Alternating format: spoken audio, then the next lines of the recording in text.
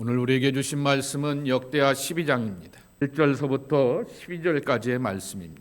르호보암의 나라가 견고하고 세력이 강해짐에 그가 여호와의 율법을 버리니 온 이스라엘이 본받은지라. 그들이 여호와께 범죄하였으므로 르호보암 왕 제5년에 애굽 왕 시삭이 예루살렘을 치러 올라오니 그에게 병거가 1200대여 마병이 6만 명이며 애굽에서 그와 함께 온 백성 곧 리비아와 숫과 구스 사람이 헤아릴 수 없이 많더라. 시삭이 유다의 견고한 성읍들을 빼앗고 예루살렘에 이르니 그때 유다 방백들이 시삭의 일로 예루살렘에 모였는지라. 선지자 스마야가 르호보암과 방백들에게 나아와 이르되 여호와께서 이같이 말씀하시기를 너희가 나를 버렸으므로 나도 너희를 버려 시삭의 손에 넘겨노라 하셨다 한지라. 이에 이스라엘 방백들과 왕이 스스로 겸비하여 이르되 여호와는 의로우시다 하매 여호와께서 그들이 스스로 겸비함을 보신지라. 여호와의 말씀이 스마야에게 임하여 이르시되 그들이 스스로 겸비하였으니 내가 멸하지 아니하고 저희를 조금 구원하여 나의 노를 시삭의 손을 통하여 예루살렘에 쏟지 아니하리라. 그러나 그들이 시삭의 종이 되어 나를 섬기는 것과 세상 나라들을 섬기는 것이 어떠한지 알게 되리라 하셨더라. 애굽 왕 시삭이 올라와서 예루살렘을 치고 여호와의 전 보물과 왕궁의 보물을 모두 빼앗고 솔로몬이 만든 금방패도 빼앗은지라. 르호보암 왕이 그 대신에 노스로 방패를 만들어 국문을 지키는 경호 책임자들의 손에 맡기매 왕이 여호와의 전에 들어갈 때마다 경호하는 자가 그 방패를 들고 갔다가 경호실로 도로 가져갔더라. 르호보암이 스스로 겸비하였고 유다의 선한 일도 있으므로 여호와께서 노를 돌이키사 다 멸하지 아니하셨더라. 진 에드워드 비스 주니어, 보통 그냥 진 에드워드, 한국 사람들이 발음하기 좋기에 진 에드워드라고 하는 사람의 세왕 이야기. 옛날에는 이 검정책이었는데 이게 개정판이 되면서 이렇게 나오게 되었는데요.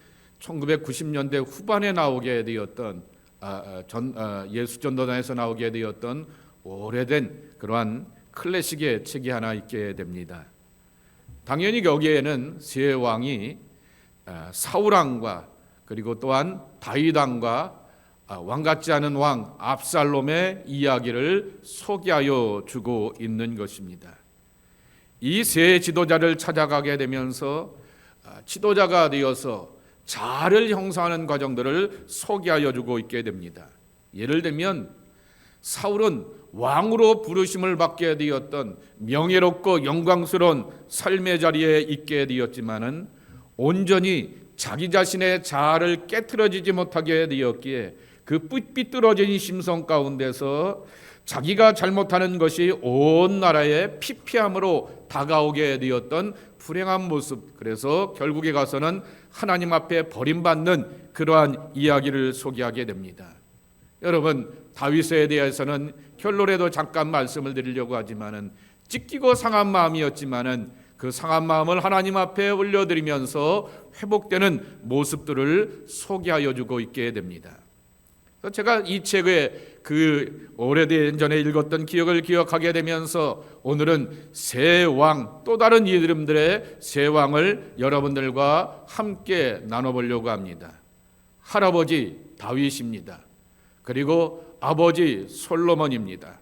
그리고 오늘 본문의 주인공인 르호보암이라고 하는 것입니다. 르호보암 입장에서 보게 되면은 엄청난 컴플렉스가 그 앞에 다가올 수가 있을 것입니다.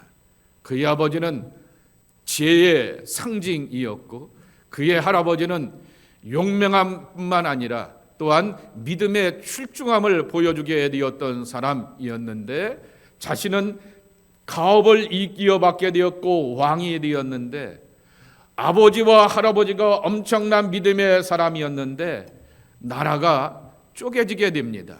그 쪼개지게 되었던 이유를 역대기는 르호보암의 철권 통치라 말하게 되지만은 열왕기는 르호보암이 시작이 아니라 이 솔로몬이 단초를 제공하게 되었고 솔로몬 때문에 나라가 그렇게 쪼개지게 되는 그러한 이유가 되었다라고 소개하게 되는 것입니다.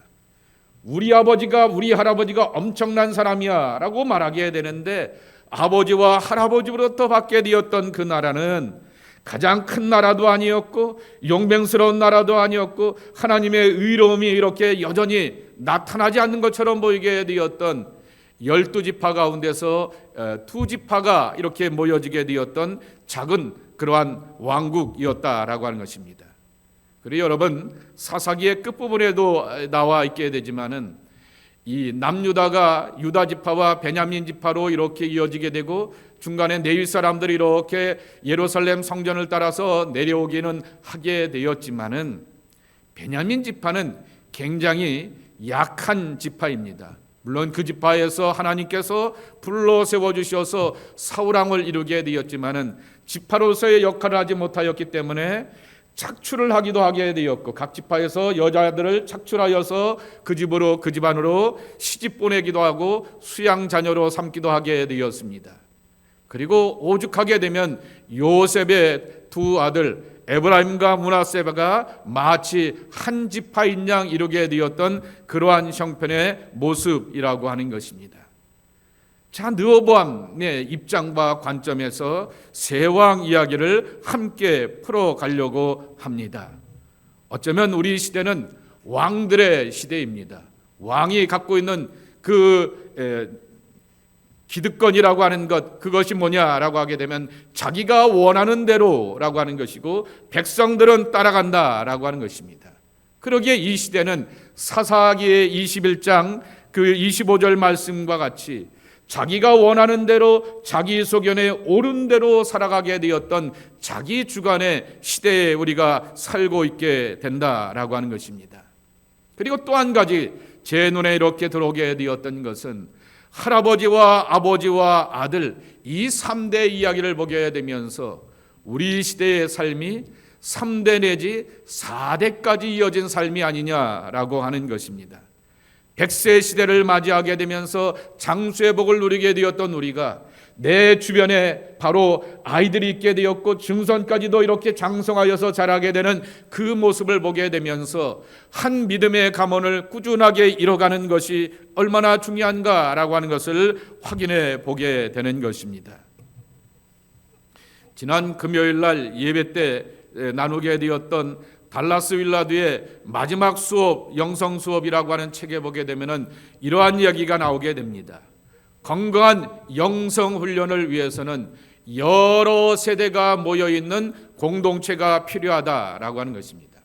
이 공동체를 우리는 교회라 말하게 됩니다. 교회에 요새는 마치 자본주의의 틈새 시장처럼 청년들만 모이는 교회, 뭐만 모이는 교회, 뭐만 모이는 교회라고 하면서 그러한 특징을 갖고 있게 되어서 목회하는 교회들도 있게 되지만은 대부분의 교회에 보게 되면은 아이에서부터 어른에 이르기까지 어린 손자 손녀에서부터 이르기해서 나이 많은 할아버지와 할머니에 이르기까지 여러 세대가 함께 모여 있어 함께 구성원들을 이루게 되는 것입니다. 우리가 서양교회를 향하여서 노인들만 모여 있다라고 말하게 되면서 힘이 없다 말하게 되었던 것은 거기에 젊은이들과 어린아이들이 있게 되어서 교육과 반성이 있게 되고 자기 어머니와 자기 아버지로부터 미처 교육을 받지 못하는 경우들이 있습니다. 아버지와 어머니가 무식해서가 아니라고 하는 것입니다. 그 삶에 대해서는 겪어보지 못하였기 때문에 그러한 환경과 여건에 대해서는 답을 주지 못하는 경우들이 있게 되지만은 할아버지와 할머니들은 그런 경우들과 경험들을 지켜보고 만나보았기 때문에 그렇게 해서는 안 되고 이렇게 해야 돼라고 하면서 신앙의 옳은 소리, 잔소리를 해줄 수가 있다라고 하는 것입니다. 유명한 교육학의 슬로건이 있지 않습니까? 한 아이가 자라기 위해서는 마을이 필요하다라고 하는 말인데요. 이 달라스 윌라들은 건강한 영성의 훈련을 세워가기 위해서는 여러 세대가 모여있는 공동체가 필요하다라고 말하게 되는 것입니다. 할아버지 혹은 할머니 세대의 신앙의 개척과 부모가 그 신앙을 계승하게 됩니다. 그리고 유지해 나가는 것에 대한 판가름이 결국에 가서는 아들 세대에 가서 손주 세대에 가서 그렇게 발전하게 되어서 열매를 맺게 되든지 아니면 르호보암과 같이 불행한 모습으로 나타나기도 하게 되는 것을 보게 됩니다. 저와 여러분이 어떻게 보게 되면은 이 시대의 왕이고 이 시대의 사사와 같아서 한 사람 한 사람을 불러주시게 되었던 하나님의 부르심 앞에서 나의 소중한 가족들과 가문들과 후손들을 어떻게 키워가야 될까라고 하는 것을 세 왕의 이야기를 통하여서 함께 나눠보고자 하는 것입니다. 먼저 손자 세대가 되게 되었던 르호보암을 보려고 하게 됩니다. 반복되는 부끄러운 신앙의 역사를 써내려가게 되었던 손주 세대의 르호보암이라고 하는 것입니다. 본문에 맞춰서 손자 세대를 보려고 하게 되는데 오늘 역대하 12장 말씀을 보게 되면은 이스라엘이 남과 북으로 갈라진 후에 현실을 보여주고 있게 되는 것입니다. 남유다의 왕이었던 르호보암이 철권의 통치를 펼치겠다라고 백성들에게 선포하게 되는 것입니다. 한번 읽어보실까요? 내 아버지가 너에게 무거운 멍에를 매게 하였으나 이제 나는 너희의 멍에를 더욱 무겁게 할지라. 내 아버지는 가죽 채찍으로 너희를 치셨으나 나는 정갈 채찍으로 하리라 하소서 하더라. 여기서 아버지는 누구죠? 르호보암의 아버지는 누구죠? 솔로몬입니다. 솔로몬이 엄청난 그러한 재력을 갖고 있게 되어서 또한 젊은 날에 통치를 잘하게 되었지만은 그 통치를 계속해서 유지해 가면서 나가는 것이 아니라 바로 안일하게 되었고 느슨하게 되었고 다른 것에 탐닉해서 빠져버리게 되면서 하나님이 주셨던 꿈과 비전도 잃어버리게 되면서 왜곡된 삶과 신앙으로 나가게 되며 가족은 많고 왕비와 후궁들과 다 드리게 되면은 1,000명의 여인들을 이렇게 먹여 살려고 하게 되고 각각의 별궁들을 지어줬기 때문에 결국 궁을 지려고 하게 되면 노동력이 필요하게 되는 것입니다. 궁을 유지해 가기 위해서는 세금이 필요하게 된 것입니다. 그래서 심한 노역과 세경 가운데서 너무나 힘들고 고되니 이것을 좀 감면해달라라고 백성들이 요청하게 되었을 때 르호보암이 말하게 되는 것입니다. 내 아버지 솔로몬은 가죽 채찍으로 너희들을 치게 되었으나 나는 전갈 채찍을 가지고서 너희들을 향하여서 통치하겠다라고 하는 철권 통치를 펼치게 되었다가 결국 이것이 명분이 되어서 이스라엘이 남과 북으로 갈라지게 되었고 북쪽에는 이 10지파가 여로보암을 주축으로 북이스라엘을 세우게 되었다라고 하는 것입니다. 르호보암은 예루살렘을 중심으로 유다 지파와 베냐민 지파 그리고 11장의 말씀 매일 성경을 보게 되면은 오늘의 말씀인데요. 예루살렘 성전을 지키려고 그리고 또한 성전에 내려가는 것을 허락하지 않게 되었던 이 여로보암의 행태에 대하여서 반발하게 되었던 경건한 사람들과 일부 유대인들이 남쪽으로 내려오게 되면서 나라의 정통성만 지키게 되었지만은 땅이나 국민의 수는 굉장히 왜소해지게 되었고 작아지는 그러한 나라가 되었다라고 하는 것입니다. 그런 나라 가운데서 그는 겸비하여서 하나님 앞에 은총을 구하게 되면서 겸손히 하나님의 도우심을 구하게 되는 것입니다. 그리고 이 초기에 철권 통치를 하려고 하게 되었던 교만한 마음을 꺾게 되게 되고 현실의 왜소함을 깨닫게 되면서 하나님 앞에 회개하고 자복하게 되니 하나님께서 그에게 은혜를 허락하여 주시게 되었는데 열왕기하 11장 17절입니다. 그러므로 3년 동안 유다 나라를 도와 솔로몬의 아들 르호보암을 강성하게 하였으니 이는 무리가 3년 동안을 다윗과 솔로몬의 길로 행하였음이더라. 르호보암이 다윗과 솔로몬의 길이라고 하면서 역대기와 열왕기와 사무엘서가 늘 강조하게 되었던 다윗의 길을 걸어가라 다윗의 길을 걸어가 말하게 되었는데 그 길을 걸어가게 되었다라고 하는 것입니다. 그것을 오늘 12장의 말씀에 나오게 되었던 한 단어로 표현하게 되면은 겸비함이라고 하는 것입니다. 하나님 앞에 무릎을 꿇는 것이라고 하는 것입니다. 이에 이스라엘 방백들과 왕이 스스로 겸비하여 이르되 여호와는 의로우시다하매 겸비하다라고 하는 말은 카나라고 하는 시브리어 단어인데요. 무릎을 꿇다라고 하는 것처럼 금식하며 옷을 찢는 통렬한 회개와 철저한 자복이 있었다라고 하는 것입니다. 문제는 3년만 그리하게 되었고, 그래서 제가 르호보암을 향하여서 그의 역사는 마치 사사시대와 같이 반복되면서 기복이 많은 그러한 신앙이다라고 말씀을 드리게 되었던 것입니다. 하나님의 공의를 경험하게 되면서 심판을 만나게 되었지만은 겸비하여 하나님 앞에 나오게 되었더니 국률의 하나님을 만나면서 나라가 회복되고 안정되는 것을 또 보게 되지만은 12장 1절 말씀에 보게 되면은 르호보암의 나라가 견고하고 세력이 강해지게 되며 여호와의 율법을 버렸더라라고 말하게 됩니다. 그러게 되었더니 온 이스라엘도 르호보암을 따라서 율법을 버리게 되고 자기 소견에 옳은 대로 자기 마음대로 행하게 되었다가 결국에 가서는 이집트의 침략을 받게 되는 불행한 역사들을 보게 되었다라고 말하게 되는 것입니다. 바로 여기에 문제가 있게 되는 것을 보게 됩니다. 이렇게 회개하며 반복하는 그러한 기복이 심한 신앙인의 모습을 보여줬을까라고 하는 것입니다. 우리가 흔히 말하지 않습니까? 아이, 저 사람은 업앤다운이 심해 라고 말하게 됩니다. 감정에 업앤다운이 심하다 말하게 됩니다. 그러면 그 사람 옆에 있는 것이 불편합니다. 그 사람과 더불어서 무슨 일을 도모하고 사역을 같이 하며 어떤 일들을 감당해내는 것이 이렇게 쉽지 않다라고 하는 것입니다.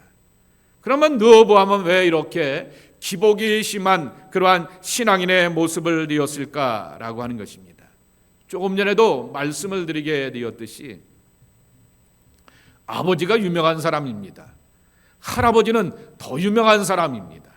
그리고 이스라엘 백성들의 왕과 지도자들의 스탠다드가 되는 사람이 할아버지였습니다. 근데 여러분 역사를 이렇게 추정해 보게 되면은 이 르호보암이 할아버지가 왕으로서 통치하게 되었고 신실한 믿음으로 살아오게 되었던 그 삶의 흔적들을 귀로는 듣게 되었고 말로는 알고 있게 되었지만은 눈으로 직접 목도하지 못하게 되었을 것이다 라고 하는 것을 짐작해 보게 되는 것입니다. 그런데 다만 아버지가 살아왔던 모습은 지켜보게 되는 것입니다.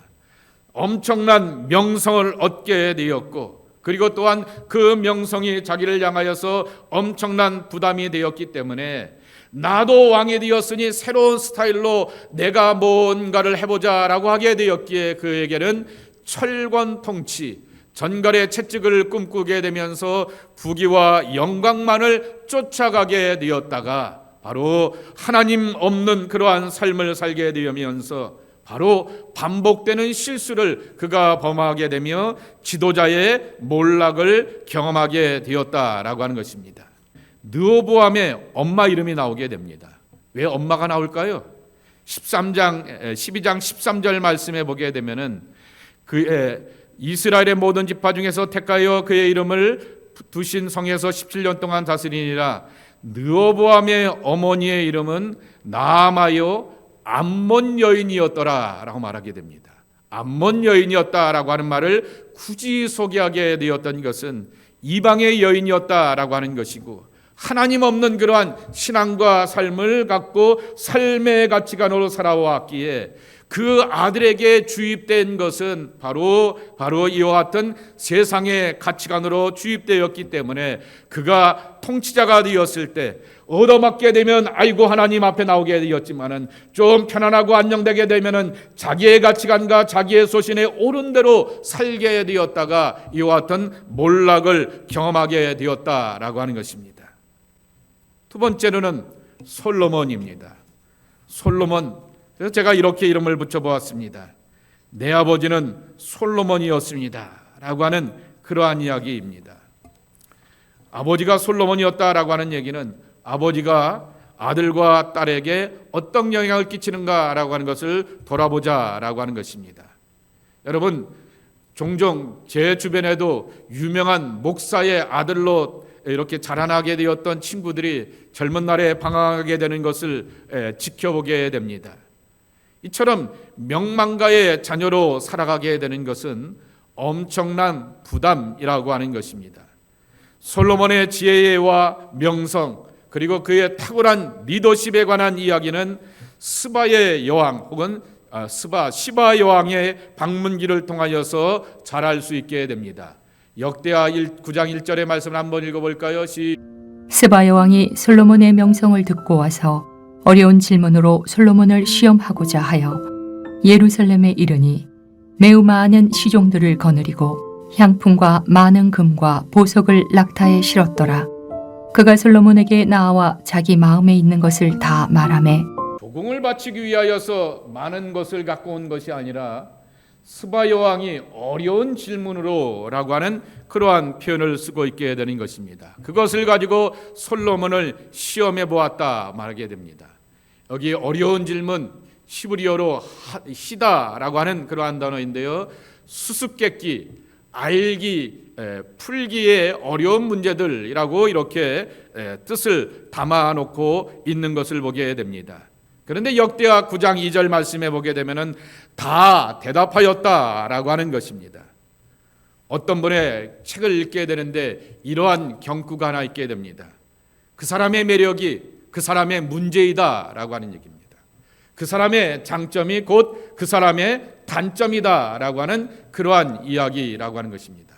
솔로몬의 장점, 솔로몬의 멋들어지고 매력적인 모습은 뭡니까? 지혜라고 하는 거죠. 그런데 그것이 솔로몬의 지혜가 솔로몬의 신앙과 인생의 함정이 되고 올무가 되어서 하나님과의 관계가 멀어지게 되는 이유가 되었다라고 하는 것입니다. 우리는 솔로몬에 대하여서 여러 평가를 내릴 수가 있게 될 것입니다.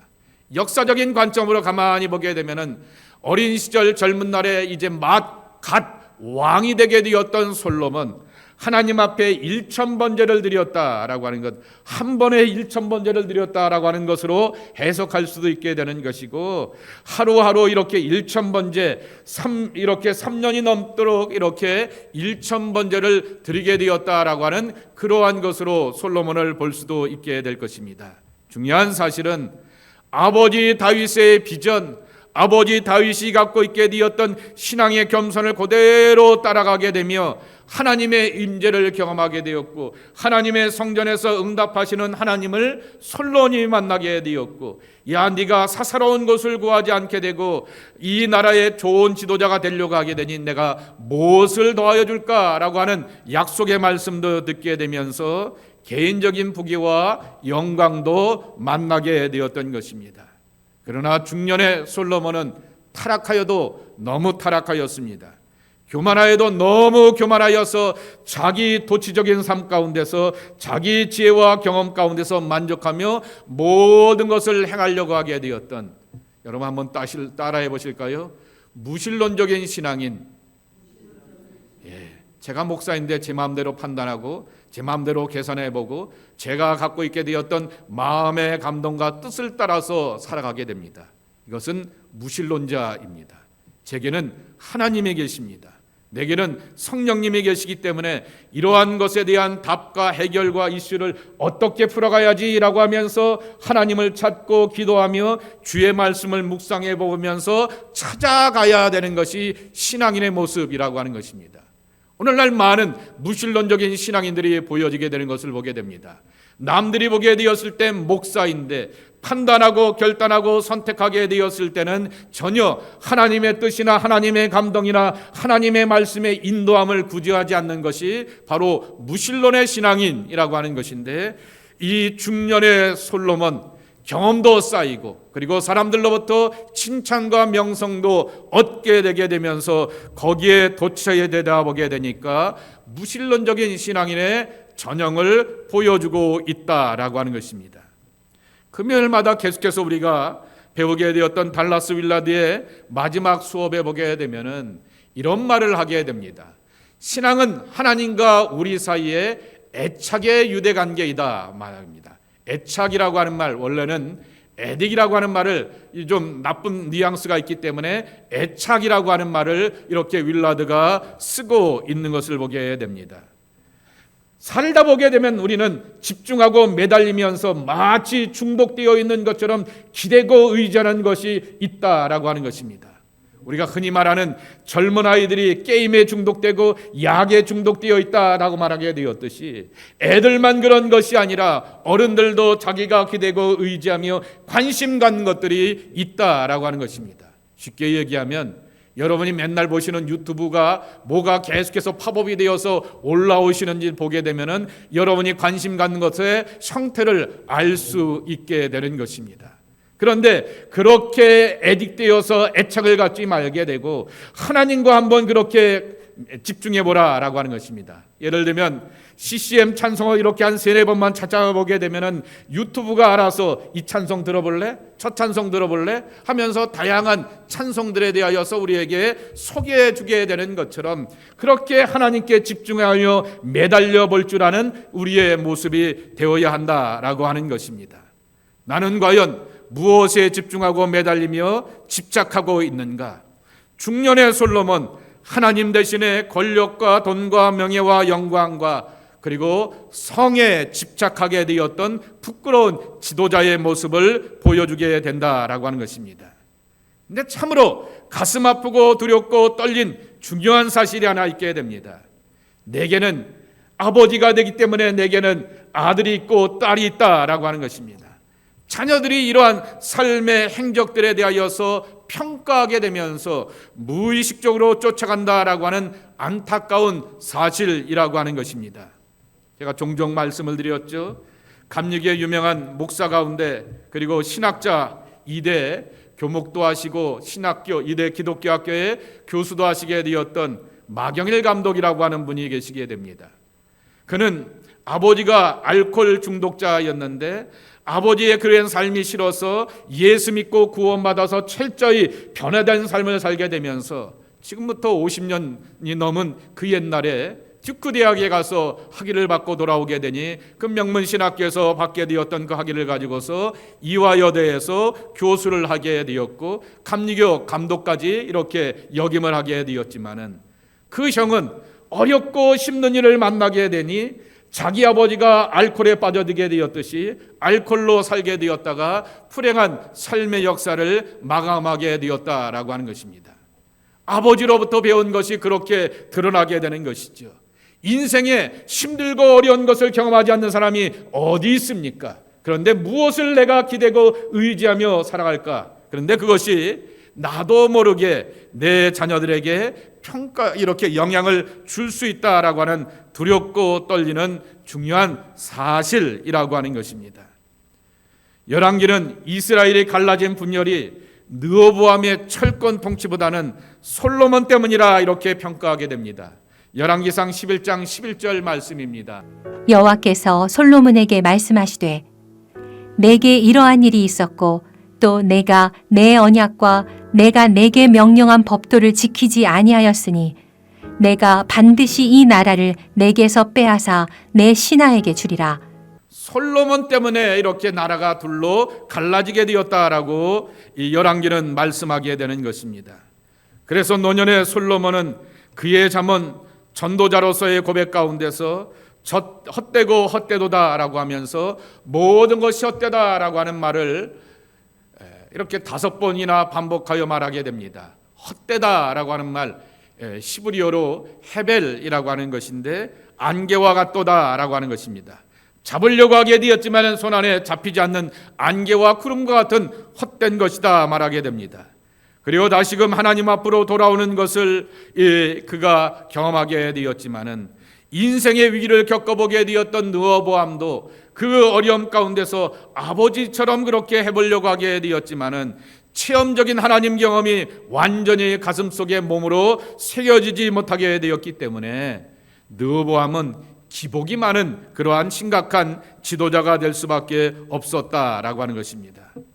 솔로몬의 생애와 신앙 여정을 통하여서 내가 잘 믿고 잘 살아야 될 이유가 여기 있구나라고 하는 것을 가르쳐주게 되는 것입니다. 하나의 지역교회가 부흥과 성장을 이뤄가게 되는데 50년을 유지해가는 것이 어렵습니다. 아무리 크게 성장하고 부흥하였던 교회도 50년이 지나가게 되면 그 후에 또 다른 그러한 안타까운 모습을 보게 되는 것입니다. 이것을 개인사로 찾아보게 된다고 하면은 3대 이상의 신앙의 유산을 이어가는 것이 쉽지 않구나라고 하는 것을 우리는 아브라함과 이 솔로몬과 이 다윗의 집안의 이야기를 통하여서 배우게 되는 것입니다. 그러면 우리는 어떻게 하면 좋을까라고 하는 것입니다.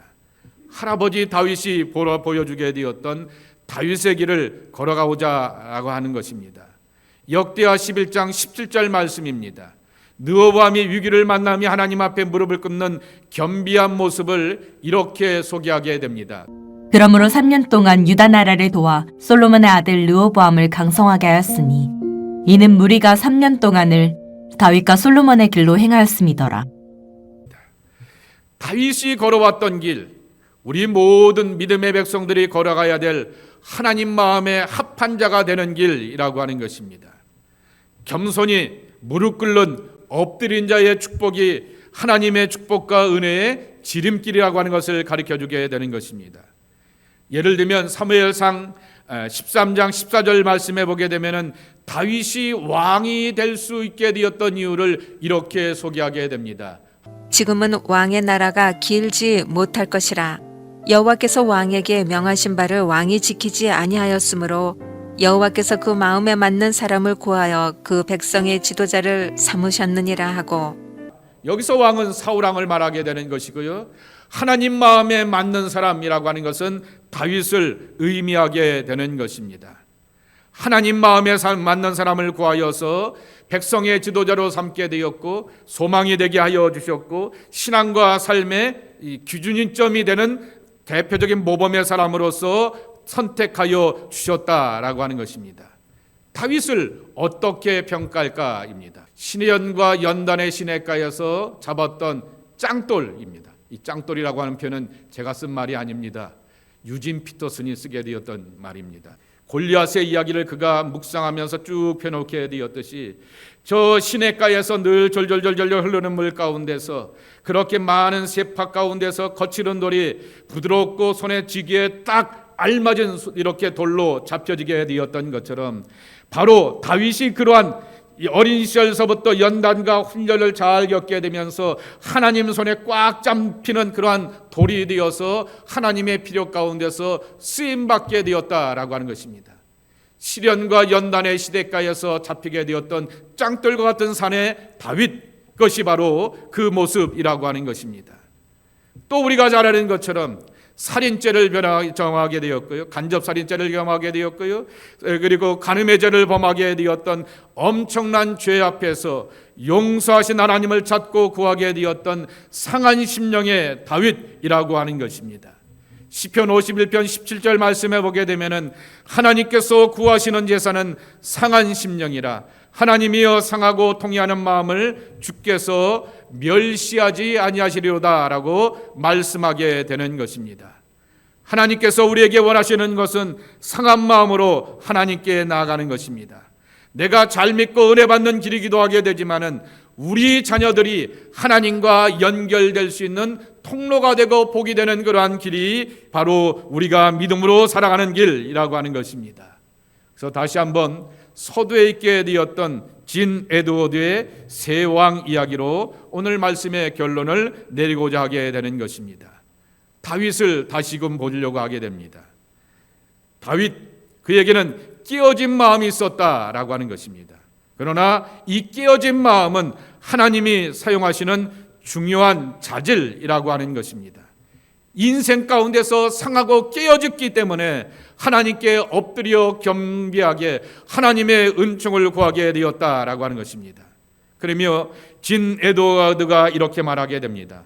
상처와 인생의 낮아짐을 경험하는 것, 곧 상한 마음을 경험하게 되는 것은 하나님의 학교에 입학 허가서를 받게 되며 하나님의 엄청난 교훈과 사랑과 은총을 받는 그러한 복된 통로가 된다라고 말씀하게 되는 것입니다.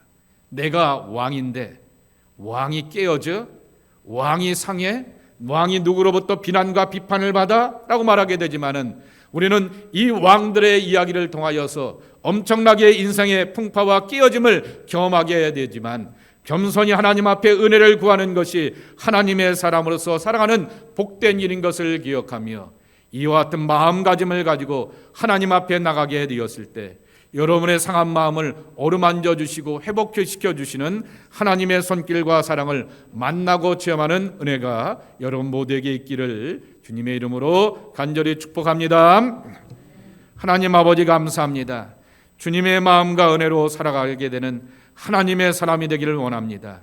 주님, 저희들을 붙드시고 인도하여 주시어서 주님의 은혜 안에서 온전히 회복되어 가는 약속의 사람들 되게 하옵소서. 우리가 살다 보게 되면은 선택과 결단이 있게 되지만은 그 선택과 결단 앞에 늘 겸손히 하나님의 은혜를 구할 줄 아는 우리 모두가 되게 하여 주옵소서. 내가 잘 믿고 잘 살아야 되겠습니다. 그래서 나의 아들과 나의 자녀들이 바른 길을 향하여 선택하는 온전한 믿음의 사람이 되어야겠습니다.